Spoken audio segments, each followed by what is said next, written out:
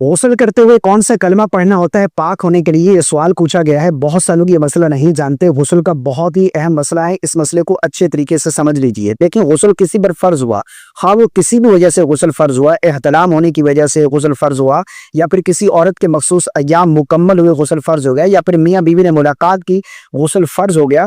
غسل کسی پر فرض ہوا ہے تو غسل کرنے کا صحیح سنت طریقہ کیا ہے یہ سمجھ لیجئے۔ دیکھیں، غسل میں 3 چیزیں فرض ہیں۔ نمبر 1 پر کلی کرنا، نمبر 2 پر ناک کی میرا بڈی تک پانی پہنچانا، اور نمبر 3 پر پورے بدن پر پانی بہانا، جسم کا کوئی بھی حصہ بال برابر بھی خشک نہ رہ جائے۔ اگر بال برابر بھی جسم کا حصہ خشک رہ گیا تو آپ کا غسل نہیں ہوگا۔ اب غسل کرنے کا سنت طریقہ کیا ہے یہ بھی سمجھ لیجئے۔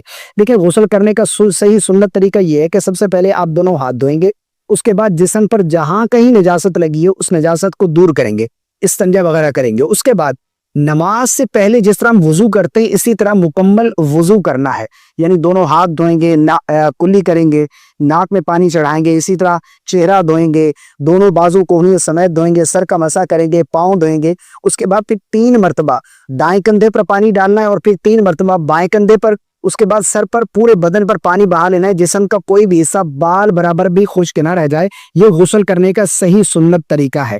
اب بہت سے لوگ کیا کرتے ہیں کہ غسل کرتے ہوئے کلمہ پڑھتے ہیں، یہ بتاتے ہیں کہ ہم کلمہ پڑھتے ہیں، جب تک کلمہ نہیں پڑھیں گے تو پاک نہیں ہوگے۔ یہ بہت بڑی غلط فہمی ہے، ایسا بالکل نہیں ہے۔ کوئی کلمہ نہیں پڑھنا، غسل فرض ہوا ہے، آپ نے غسل اچھے طریقے سے کر لیا، آپ کو طہارت حاصل ہو گئی، آپ پاک ہو گئے، ٹھیک ہے نا۔